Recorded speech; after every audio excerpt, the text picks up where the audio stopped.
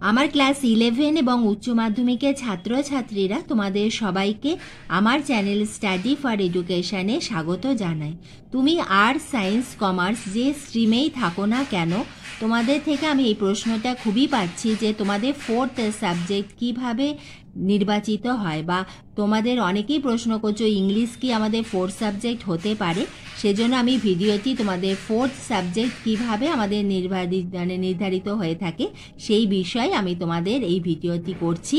এবং এই ভিডিওটি তোমরা যদি প্রথম থেকে শেষ অবধি খুব মন দিয়ে দেখো তাহলে তোমাদের নিশ্চয়ই আর কোনো ডাউট থাকবে না যে ফোর্থ সাবজেক্ট কিভাবে তোমাদের ডিসাইড হবে। প্রথমে আমি তোমাদের বলবো, তোমরা আর্টস, সায়েন্স, কমার্স যে স্ট্রিমেই থাকো না কেন, আমাদের Bangla, English, Bengali and English এটি হলো আমাদের কম্পালসারি। এবার আমি তোমাদের আর্টসের সায়েন্স সাবজেক্টের মধ্যে কয়েকটা বলছি। History, education, geography, pol science আছে, আমাদের ফিলোসফি, এরকম আমাদের প্রচুর প্রচুর সাবজেক্ট আছে। এবার আমাদের সায়েন্সের মধ্যে তো বেঙ্গলি, ইংলিশ কম্পালসারি, তার সঙ্গে আমাদের physics, chemistry, maths, bio science আছে, বায়োলজিক্যাল সায়েন্স, যেটা আমাদের computer science, computer application, statistics. এবং আমাদের কমার্সের মধ্যে রয়েছে দেখো অ্যাকাউন্টেন্সি, কস্টিং, ল, ইকোজিও, বিজনেস স্টাডিজ, কম্পিউটার অ্যাপ্লিকেশন। এরকম আমাদের যে সমস্ত সাবজেক্টগুলো রয়েছে আমাদের প্রত্যেকের স্ট্রিমে কিন্তু বেঙ্গলি, ইংলিশ কম্পালসারি। এবার তোমরা যখন পরীক্ষা বসছো তার মধ্যে তোমরা জানো যে টোটাল মার্কস হলো আমাদের 100।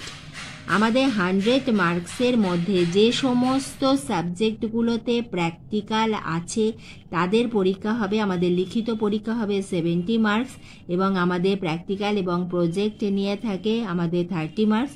এবং যে সমস্ত সাবজেক্টগুলোতে আমাদের প্র্যাকটিক্যাল থাকে না সেখানে আমাদের লিখিত পরীক্ষা রিটিন টেস্ট হবে 80 মার্কসে, এবং আমাদের প্রজেক্টে থাকে 20 মার্কস। এইভাবে আমাদের 100 মার্কস করা হয়।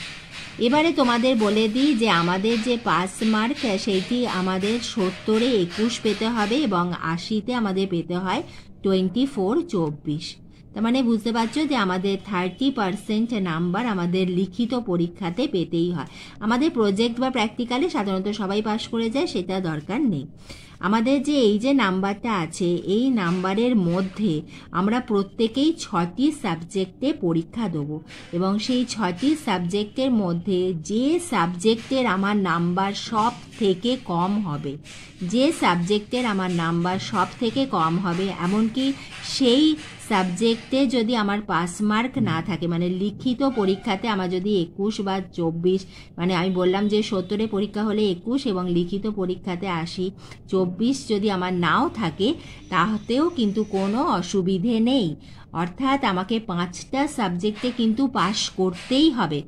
আমার যে সাবজেক্টে নাম্বার সব থেকে কম হবে এবং সেই সাবজেক্টে আমার যদি পাস মার্ক নাও থাকে তাহলেও কোনো অসুবিধা নেই, তাহলে সেটি আমার ফোর্থ সাবজেক্ট হয়ে যাবে। এবং সেই সাবজেক্টটা আমাদের বেঙ্গলি, ইংলিশ যে কোনো সাবজেক্ট হতে পারে, সায়েন্সে ফিজিক্স, কেমিস্ট্রি, ম্যাথ, আমাদের এখানে তোমাদের আর্টসের মধ্যে এডুকেশন, হিস্ট্রি যেটা, বা তোমাদের অ্যাকাউন্টেন্সিও হয়ে যেতে পারে। যেটাতে সব থেকে কম নাম্বার পাবে এবং সেইটাতে যদি তোমার পাস মার্ক নাও থাকে তবুও তুমি পাস করে যাবে এবং সেটি তোমার ফোর্থ সাবজেক্ট হয়ে যাবে।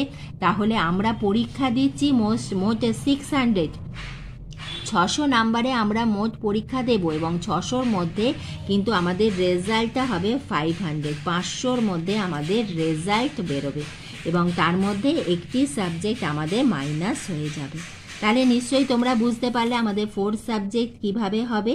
এবং আশা রাখি যে তোমাদের ভিডিওটি যদি এতটুকু উপকারে আসে তাহলে লাইক করো, বন্ধুদের শেয়ার করো, এবং শেষ অবধি আমার সঙ্গে থাকার জন্য তোমাদের সবাইকে জানাই অসংখ্য ধন্যবাদ।